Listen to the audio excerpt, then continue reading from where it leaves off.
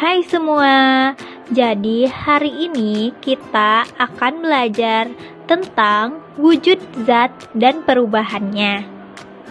Nah, adik-adik sekalian, tujuan pembelajaran kita hari ini adalah agar kita mampu mengidentifikasi proses perubahan wujud zat dan perubahan energi dalam kehidupan sehari-hari. Nah, apa saja sih wujud benda itu? Apa saja perubahan wujud benda? Nah, perubahan wujud benda itu ada 3, yaitu benda padat, benda cair, dan benda gas. Ingat ya, wujud benda itu ada 3. Padat, cair, dan gas.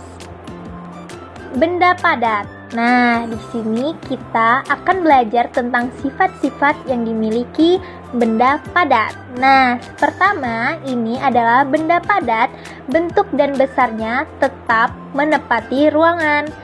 Kedua, itu mempunyai massa atau berat. Ketiga, dapat disentuh dan dapat dipegang. Keempat, memiliki volume yang tetap. Nah, jadi benda padat itu mempunyai karakter mereka sendiri. Selanjutnya, itu sifat-sifat benda cair. Nah, sifat-sifat benda cair ini ada 2, adik-adik. Pertama, itu berubah sesuai dengan tempatnya. Misalkan nih, kalian kan kalau menuangkan air dari ceret ke gelas, air itu akan menyesuaikan bentuknya mirip seperti gelas yang kalian gunakan. Kedua, benda cair memiliki isi yang tetap. Nah, selanjutnya itu ada sifat-sifat yang dimiliki benda gas. Nah, sifat-sifat yang dimiliki benda gas ini ada 2 juga. 1, mengisi seluruh ruangan yang ditepatinya. Kedua, bentuknya tidak tetap, dalam artian berubah-ubah. Nah, kira-kira bagaimana saja nih bentuk benda padat, cair, dan gas? Pertama, ada benda padat yang sering kalian jumpai di kehidupan sehari-hari. Contohnya seperti pensil dan penghapus, di mana bentuk dari benda-benda ini keras dan bentuknya tetap, seperti ciri-ciri sifat-sifat benda padat tadi. Selanjutnya, benda cair. Nah, benda cair yang sering kita temukan sehari-hari yaitu seperti air dan minyak.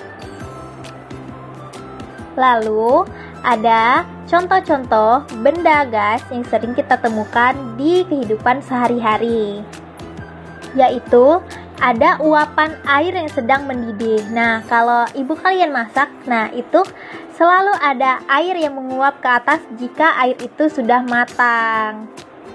Selanjutnya, ada contoh perubahan wujud benda pada kehidupan sehari-hari. Misalnya, kalian menggunakan lilin. Nah, kalian menghidupkan lilin kan? Nah, lama-kelamaan kalau kalian lihat, itu lilin akan meleleh. Nah, sehingga lilin tersebut menjadi cair. Jadi, jika lilin itu dipanaskan, maka lilin itu akan mencair. Namun sebaliknya, jika lilin didiamkan lebih lama, maka yang tadinya lilin mencair akan kembali mengeras. Perubahan itulah yang dinamakan dengan perubahan wujud zat mencair.